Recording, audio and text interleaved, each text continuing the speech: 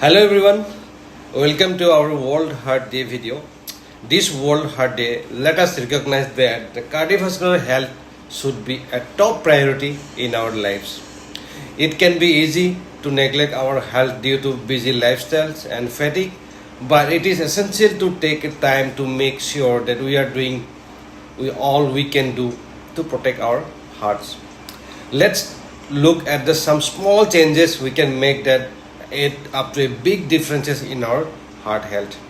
Eating a balanced diet rich in fruits, vegetables, limiting our salt and sugar intake, and exercise regularly can all help to reduce strain on your heart and improve overall cardiovascular health.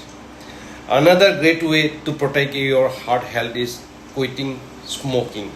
Smoking is one of the leading cause of heart disease, and taking the steps to quit dramatically reduce your risk of developing heart conditions. Whatever we do, it is important to remember that when it comes to making a positive changes for our heart, every steps counts. So let's start today, World Heart Day, and make sure that our heart are as healthy as they can be. Thank you for watching.